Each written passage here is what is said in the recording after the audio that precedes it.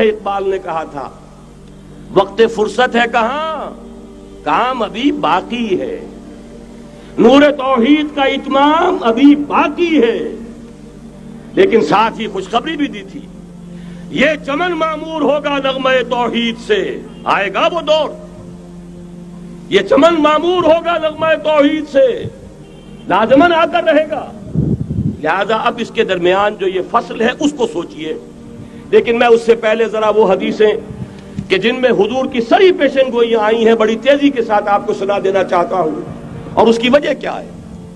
یہ زمینی حالات جنہیں میں نے کہا انہیں دیکھیں، ظاہر بات ہے کبوتر کی طرح آنکھیں بند کرنے کا تو فائدہ نہیں، حقیقت کو دیکھنا پڑے گا۔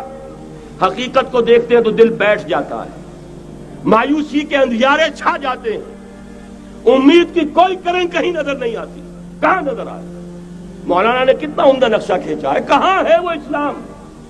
مسلمان تو ہیں، 1 ارب سے زیادہ ہیں، لیکن کوئی پوچھے 1 انچ زمین دکھاؤ جہاں اسلام تم نے نافذ کیا ہو، تو وہاں ہمارے ہاتھوں کے طوطے اڑ جائیں گے۔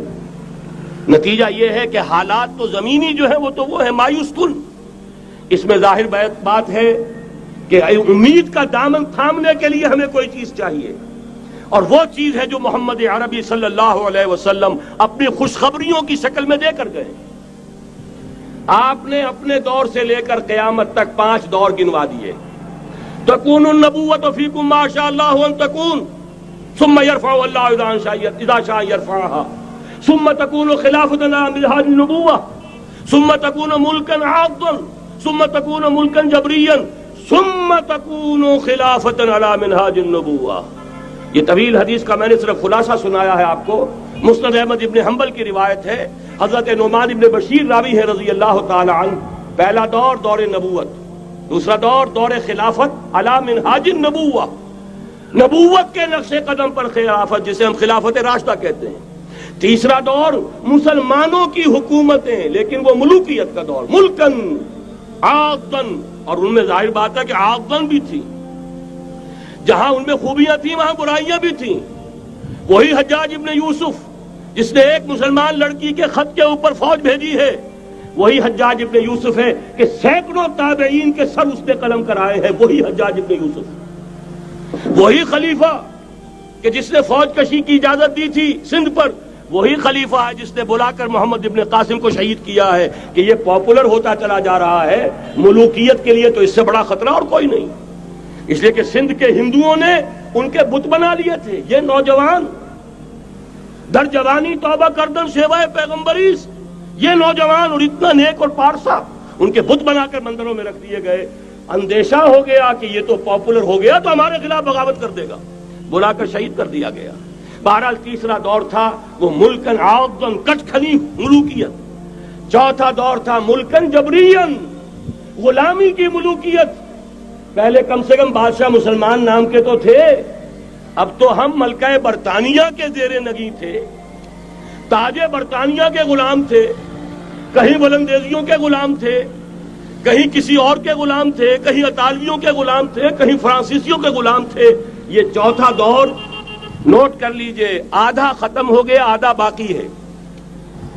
براہ راست غلامی کا دور ختم ہو گیا، لیکن ریموٹ کنٹرول والی انہی کی غلامی اب بھی چل رہی ہے۔ فیصلہ وہی ہے جو مولانا کا تسبیح یا امریکہ یا امریکہ یا امریکہ، وہی لوگ، وہی ذہن، وہی ان کی بود و باش، وہی ان کی معاشرت، وہی ان کی سوچ، وہی ان کے اقدار، وہی ان کے نظریات، وہی ان کی معاشیات، وہی ان کی معاشرت، ہر شے وہی ہے، صرف رنگ کا فرق ہے اور کچھ نہیں۔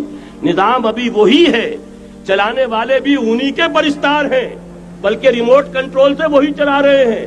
وہ تو آپ کے بجٹ کا بھی فیصلہ کرتے ہیں، آپ کی الیکٹریسٹی کے ریٹس بھی معین کرتے ہیں۔ تو حال یہ ہے کہ ابھی وہ چوتھا دور ختم نہیں ہوا، فرق صرف یہ ہے کہ ڈائریکٹ کی بجائے ریموٹ کنٹرول ہے۔ لیکن حضور کی خوشخبری یہ ہے ثم تکون خلافۃ علی منہاج النبوۃ، پھر ایک دور آئے گا خلافت علی منہاج النبوۃ کا۔ یہ محمد الرسول اللہ کی نوید ہے، وہو الصادق المصدوق، وہ سچے ہیں، ان کی صداقت پر خود اللہ گواہ ہے۔ لہذا وہ دور آ کر رہے گا، اس میں کسی بھی بندہ مومن کے لیے کسی شک و شبے کی کوئی گنجائش نہیں۔ اگلی حدیث اگلی سنیے، اب جب یہ دور آئے گا تو عالمی ہوگا، न्यू वर्ल्ड ऑर्डर नहीं होगा, जस्ट वर्ल्ड ऑर्डर होगा। ये न्यू वर्ल्ड ऑर्डर NWO, हकीकत में न्यू वर्ल्ड ऑर्डर है JWO, लेकिन इसी को बदलना है just world order of Islam, और वो ग्लोबल होगा। दो हदीसों का तस्करा कर दूं। हजरत सौबान हुजूर के एक आजाद शुदा गुलाम थे, वो रिवायत करते हैं, मुस्लिम शरीफ की रिवायत है ये, सहीहैन में फरमाते हैं कि हुजूर ने इरशाद फरमाया, इन्नल्लाह ज़वाली अल-अर्ज़ फरायतु मशारिक़हा व मग़ारिबहा व इन्न उम्मती सयब्लुगु मुल्कुहा मा ज़ुयली मिनहा, रवाहु मुस्लिमुन रहमहुल्लाह। हुजूर फरमाते हैं, अल्लाह ताला ने मेरे लिए पूरी जमीन को लपेट दिया, यहां तक कि मैंने उसके सारे मशरिक देख लिए, सारे मगरिब देख लिए, और सुन लो मुझसे, टेक इट फ्रॉम मी, मेरी उम्मत की हुकूमत उन तमाम इलाकों पर कायम होकर रहेगी जो मुझे जमीन को लपेट कर और सुकेट कर दिखा दिए गए। ग्लोबल होगी कि नहीं? दूसरी हदीस सुनिए, ये फिर मुस्नद अहमद इब्न हंबल की है। हजरत मिक़दाद इब्न अस्वद रज़ी अल्लाह तआला अन्हु फरमाते हैं, हुजूर ने फरमाया, ला यब्क़ा अला ज़हरिल अर्ज़ि बैतु वबरिन वला मदरिन इल्ला अदख़लहुल्लाहु कलिमतल इस्लाम बिइज़्ज़ि अज़ीज़िन व ज़ुल्लि ज़लीलिन इम्मा युइज़्ज़ुहुमुल्लाह फयजअलुहुम मिन अहलिहा औ युज़िल्लुहुम फयदूनुना लहा। ये है हदीस मुस्नद अहमद इब्न हंबल की। और हजरत मिक़दाद फरमाते, फिर मैंने कहा, अच्छा तब तो हो जाएगी वही बात, वयकूनु दीनु कुल्लुहु लिल्लाह, दीन कुल का कुल अल्लाह के लिए हो जाएगा। हदीस का तर्जुमा ये है कि हज़रत हुजूर ने फरमाया, रूए जमीन पर न कोई ईंट गारे का बना हुआ घर रहेगा, न कोई ऊंट के बालों के बने हुए कंबलों का खेमा रहेगा जिसमें अल्लाह ताला कलमा इस्लाम को दाखिल न कर दे।